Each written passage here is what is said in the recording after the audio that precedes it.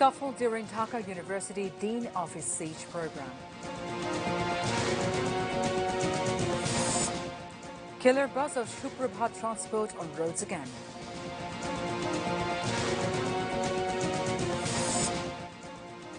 Government done everything to ensure healthcare, says Prime Minister. Tripartite meeting to be held over Rohingya issue in UN.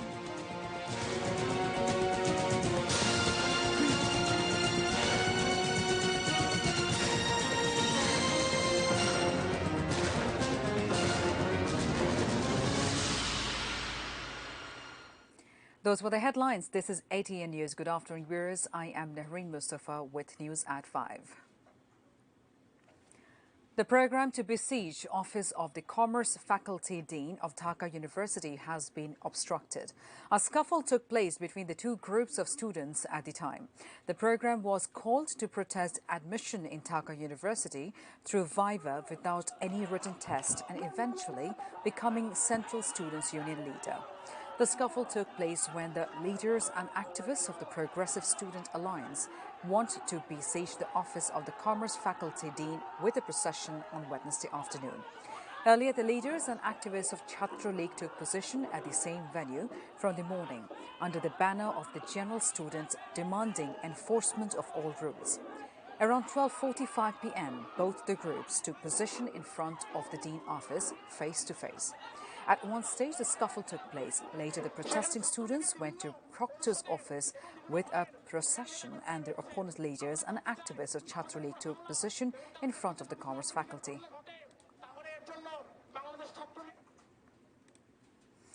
The bus of Shuprabhat Transport responsible for killing BUP student Abrar.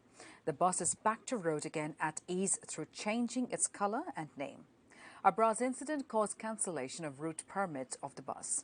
However, the same bus is on the road again, changing its name to Victor. Recently, a music director was killed by the bus of Victor Classic.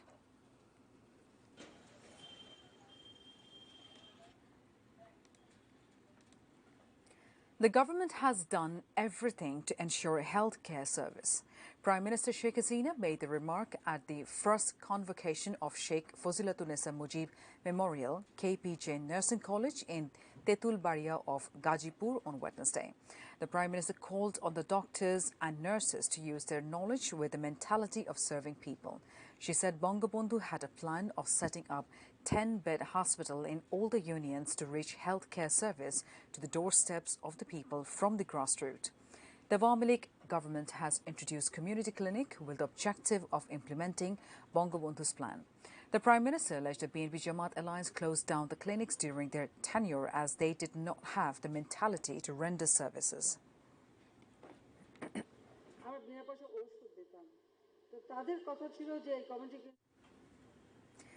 Prime Minister Sheikh Hasina will reach New York on September 22 to attend the ongoing General Assembly session of the United Nations. In her speech that will be delivered on Bangla on September 27, the Prime Minister will call on the global community to take a hard line to resolve the Rohingya crisis. Foreign Minister Dr. A.K. Momin made the revelation at the Foreign Office. He said Bangladesh will raise its voice over the Rohingya issue at the UNGA session. The Prime Minister will place specific proposal to resolve the crisis. Besides, Bangladesh, Myanmar and China will hold tripartite foreign minister level meeting on the sidelines of the UNGA session.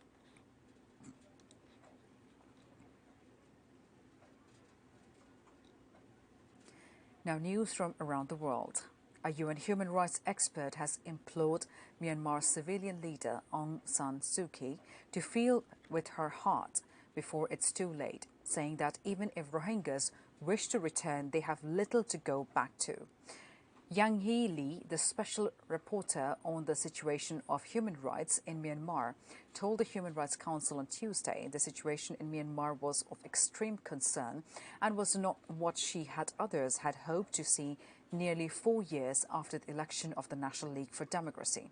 I would like to ask the State Councillor if the Myanmar that exists today is what she had truly aspired to bring about throughout the decades of her relentless fight for a free and democratic Myanmar. To the restoration of peace, stability and rule The U.S. has reportedly identified locations in Iran from which drones and cruise missiles were launched against major Saudi oil facilities on Saturday. The senior U.S. officials told the media outlets that the locations were in southern Iran at the northern end of the Gulf. Saudi air defense did not stop the drones and missiles because they were pointed southwards to prevent attacks from Yemen, they added. Iran denies involvement in the attacks, which disrupted global oil supplies.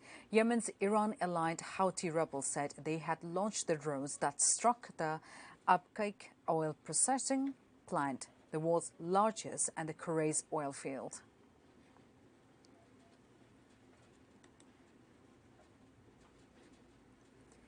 The Taliban have told the BBC that their doors are open should U.S. President Donald Trump want to resume peace talks in the future. Chief negotiator Sher Mohammad Abbas Stanikez insisted negotiation remained the only way for peace in Afghanistan during an exclusive interview. Stanikez's word came a week after Trump declared the talks dead. Earlier this month, the two sides had appeared close to a deal to end the 18-year conflict. Trump had even invited senior Taliban leader and Afghan President Ashraf Ghani to meet at Camp David on September 8. However, the Taliban attack in the Afghan capital Kabul on September 6 that killed a U.S. soldier and 11 others prompted Trump to pull out.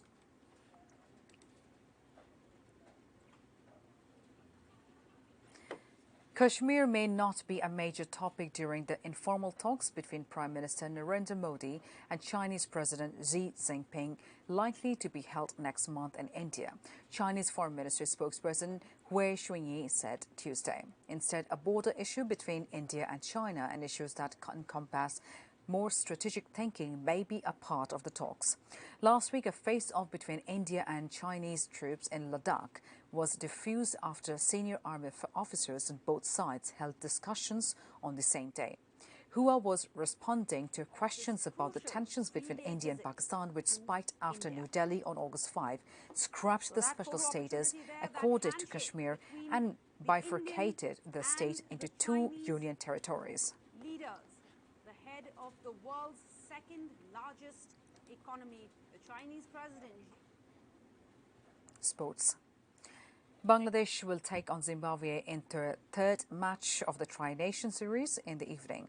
The match at Zohar Ahmed Chaudhry Stadium in Chattogram will begin at 6:30 p.m.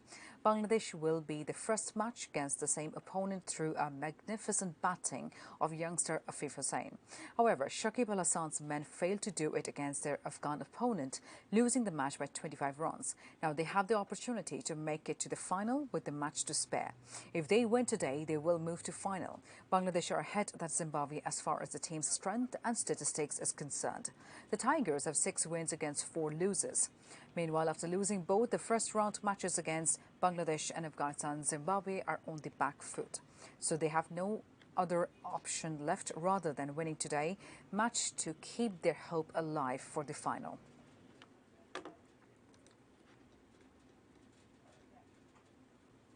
Before ending the bulletin, the top stories once again.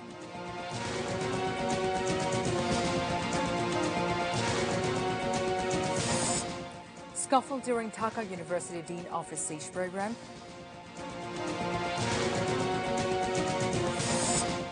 Killer buses Suprabhat transport on roads again.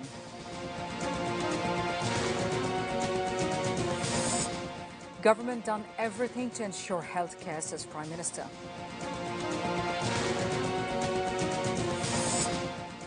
Tripartite meeting to be held over Rohingya issue in UN.